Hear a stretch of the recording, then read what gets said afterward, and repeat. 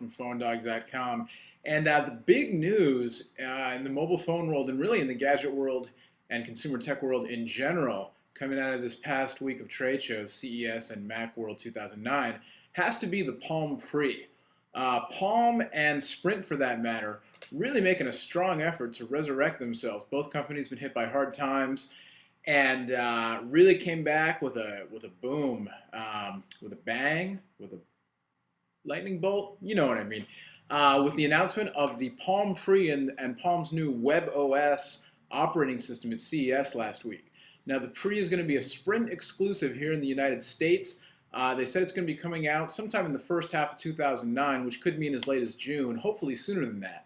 So we're going to take a look at what we know so far about the Pre, kind of head-to-head against really what I think are its two main competitors right now, the Apple iPhone 3G and the T-Mobile G1 and the Google Android platform rather. The G1 is an Android powered phone. There'll be more Android devices coming out soon on T-Mobile in the US, the G2 from HTC, and then some other competitors including the Australian-built Kogan Agora and Agora Pro mobile phones, unlocked GSM phones that are supposed to ship at the end of January.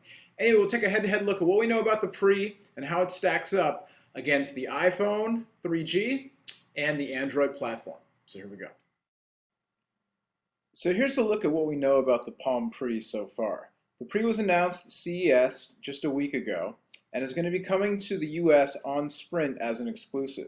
This means it'll run on their CDMA network and have EVDU Rev-A for high-speed 3G web browsing.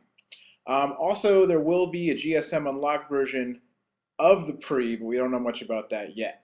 You can see the Pre is a slider phone with a full QWERTY thumb board. It's got a multi-touch display, 3-megapixel camera on the back with flash.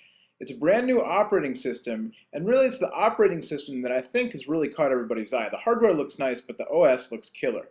It's been built around web services, and so it should provide easy development for developers looking to take advantage of web services. Now, when it comes to more involved applications like high-performance gaming, you might not see the same performance on Pre as you do on a phone like the iPhone because of the OS being built around web services. You just can't do quite as much with high-performance gaming. But as you can see, it's got what looks like a great web browser. It's built around WebKit, and it has lots of integration with web-based services. Messaging, social networking apps, emails, calendar sync, all that. One of the things that's really caught bloggers' eyes about the Pre OS is the dashboard notification system. It looks kind of similar to the G1, where when you get new messages pushed to you from your email account or SMS, IM, Facebook, all that kind of stuff, they show up in a dashboard. Unlike on a phone like the iPhone or a BlackBerry, where you get a notification that goes on top of your screen and you have to stop what you're doing to deal with it, it looks like on the Pre you'll just get kind of a notification window or like a little drawer like on the G1 that lets you know you've got, 2 new emails, a couple new IMs, a couple new Facebook messages, all that kind of stuff. Very cool, looks very handy for the always connected, always on the go social networking generation. Also, you've got a very multimedia friendly design with lots of good integration for managing your photos, videos, playing music back, all that kind of stuff. And it looks like you can do multitasking, so you can be listening to your music in the background while you're browsing the web or dealing with all those Facebook friend requests you get because you're so popular. So judging only from the demos we saw at CES, which were not final production models, the Pre looks to stack up pretty nicely against both the HTC G1, which is available on T-Mobile in the US and runs Google's Android operating system, and Apple's ever-popular iPhone 3G, which is available globally and runs Apple's own proprietary OS X for mobile operating system. As compared to the G1, the Pre looks to be a little bit smaller and thinner, and offers similar integration with Gmail and messaging as the G1, but trumped up a bit to include more support for web-based services like Facebook and other social networking platforms. Compared to iPhone 3G, Pre's got a brand new operating system which looks great and was developed under the vision of an ex-Apple executive in John Rubinstein. Pre also has a slide-out QWERTY keyboard, something Apple iPhone does not have. iPhone 3G relies entirely on the touchscreen, including the use of a virtual QWERTY board. Now, even if the Pre's hardware and software are as great when they're launched as they look in these demos, there are a few obstacles standing in the way from Palm and Sprint getting back to the top of the heap. First off is Sprint's brand image. Deserve it or not, Sprint's got some image issues to deal with here in the US. Even though they constantly score at the top or near the top of 3G data speed tests, and they get a lot of good feedback in terms of their actual quality of signal and voice, the company's been churning customers and losing money for the past year or so. Now, I can say that I've generally had nothing but good experiences using Sprint devices when I've tested them here in the San Francisco, California Bay Area.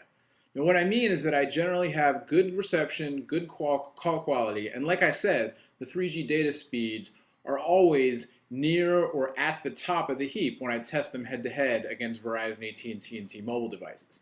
The thing I hear a lot from people who are current or former Sprint customers are quotes like, "I never dropped a call, but customer service was a nightmare." That's the kind of thing that gives a company a bad rap. And again, I'm not saying it is or isn't deserved. I'm just saying that from reports I've heard myself from readers and viewers of the Phone Dog site, and also things I've read on the web, Sprint's definitely got a PR image problem. Now, a cool phone like the Pre could go a long way towards boosting that up. Sprint had pretty good success with the Instinct last year, and the Pre looks to be, even more of what they were hoping to get out of the Instinct. I don't want to say iPhone killer because that term's kind of overused, but it really is. Multi-touch, the new OS, slide-out keyboard, a former Apple executive running the project. At the launch at CES, the Palm guys really took some direct shots at Apple. So, again, we'll have to see. Another big issue is going to be pricing. Now, we've only heard rumors at this point, but what I'm hearing right now is that the Pre is going to list or sell rather without contract for somewhere in the $400 to maybe $550 range, which means that on contract on Sprint with a 2-year commitment, that would put it right down in the iPhone G1 territory. iPhone selling for $199 on AT&T for the 8 gig model with a contract. The G1 sells for $179 right now on T-Mobile. So you could see a subsidized Pre on Sprint for somewhere in the $199 range. Now, we heard some comments from Palm executives earlier about saying something like, why would we sell it cheaper than the iPhone if it's got better hardware? But I think those might have been kind of taken out of context, or I don't know. Again, nothing firm, but the latest I'm hearing is that it will be in the sub $200 range, which is really important. I could see people, checking out the Pre as compared to an iPhone or a new Android device. Even though it's a brand new thing, people taking a chance on it. If it looks really cool, looks like it acts well, or performs well rather, and integrates well with web services that people use so much of: Facebook, MySpace, Twitter, Gmail, all that kind of stuff. But only if it's priced competitively. If the price is up in the $250, $300 range, and the iPhone and even Android are already established, I don't know if people are going to go for that. The second big thing is going to be the App Store. The Apple App Store for iPhone and iPod Touch has been a huge success so far. There are thousands and thousands of apps. Apple's making a ton of money off of the apps, and there's everything from games to productivity to silly little things like Koi Pond that are just for fun, connections to all your favorite web services, radio, all that kind of stuff. Now, the Pre promises to do a lot of the web service integration right on the device. So again, kind of like Android's got that really nifty slide down notification bar, Pre looks like it's got that and then some. So some of that will be taken care of. But the thing is, especially in today's economy, and especially with these phones, the hardware just being better and better, it's less of a thing where people are looking to get a phone and replace it in a year than they're looking to pay a little more for a phone, invest in a platform, and then extend it via software. Apple has really turned that, which smartphone users have been doing for years, they've really made that a consumer-friendly experience with the App Store, and it's paying off for them. So Android with the Android Marketplace, and now the Palm Pre with, I think they're going to call it the Application Catalog. It's really going to be important for them to beef that up, get a lot of cool apps out there, get developers happening with the Pre and the WebOS platform, and get a lot of cool stuff out there so people, can get their device and then spend $5, $10 every now and then and make it feel like a whole new device with a cool new app. From what I've heard, early reports again from developers is that the Mojo SDK, as they're calling it, the Palm Pre development environment, is very cool, very easy to work with. As I said, it might not have the full-on all the tools for making really complex applications that run natively like hardcore gaming, but for a lot of the applications that take advantage of web services, apparently it's really easy to develop in. And it uses a lot of tools that web developers are used to using, CSS, JavaScript, all that stuff, which is great. Also, we're hearing that the Pre will not be the only Palm device to be running the WebOS. We'll be seeing other Palm devices with the new WebOS as well. So there you go. Should be exciting stuff. The Palm Pre, the forthcoming Google phone, Google Android-powered phones, the G2. We had some news today about the codename Sapphire G2 for T-Mobile, so check that out.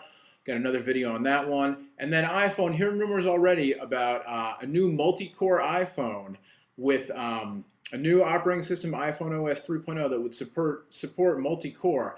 A multi-core iPhone, who knows what that could do. We should be seeing something new from Apple and AT&T come June in the way of a new iPhone. So there you go, just a little preview of what we know so far about the Palm Pre, how it stacks up against the Android phones and the iPhone. Much, much more on all this stuff all the time, every day on PhoneDog.com. I'm Noah. Thanks for watching. We'll see you next time.